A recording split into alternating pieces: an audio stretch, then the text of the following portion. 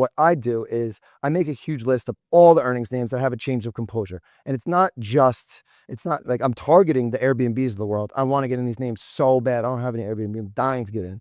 But what I do is I make a list every quarter, for 10 years now, of every name that has a huge change of composure. I'm going through this list every day. And what it does is it really gives you a great feel of where things are rotating in the market.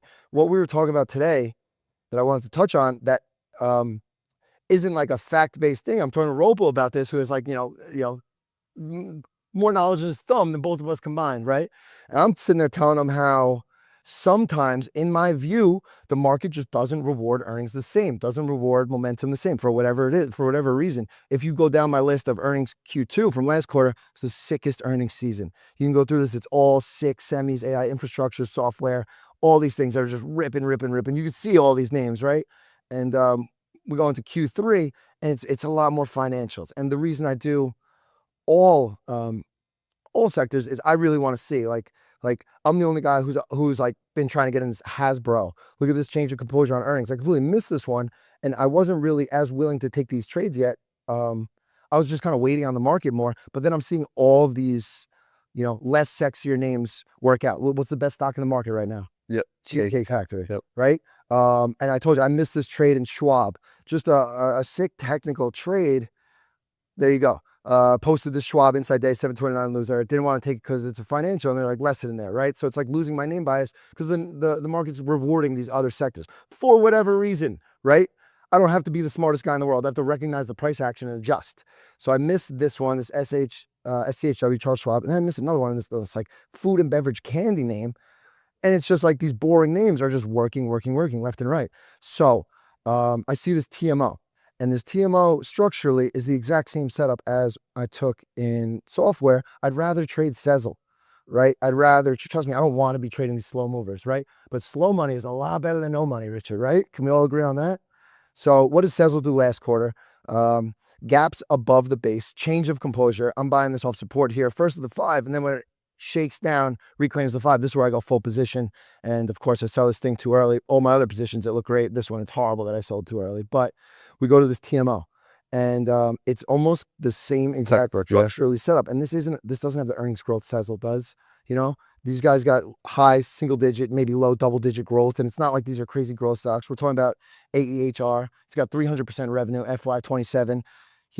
Those are the ones, when those names are firing, I want to go after them, with everything I got, but they're not firing right now. So I want to be in portfolio. I want to be, if the market's strong and these earnings names are ripping, earnings season is my time to make money. That's when I just make all my money and getting in these swing trades, building a portfolio in situations like this.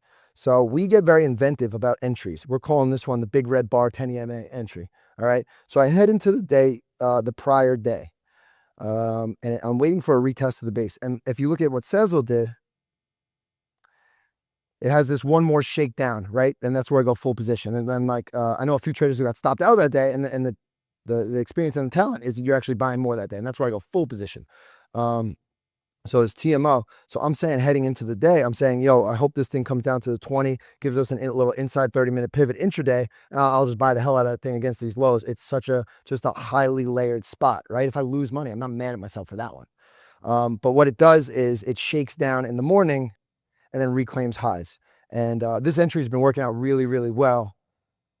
Shakes down lower, breaks highs. And now, I kicked like 10% of the strength here, maybe 20. And I got a little more Friday when it closed like right at the 10 EMA. But the thing is, it's like, I have to buy so much of these names. I don't worry about investment levels. So people will be like, I'm 20% invested. That doesn't really mean anything to me because it doesn't give me context of the names you're trading. If you're trading Dell, Intel, AMD, 30% is going to feel like 200% in TMO, right? So I have so much of this thing from a portfolio perspective that I'm getting some off, and now I can manage it. And now I got more money to trade with others with, but I'm in it and I covered my risk. And now I can just let this thing work. I trail on 20, let it go from here if it wants to have a serious move.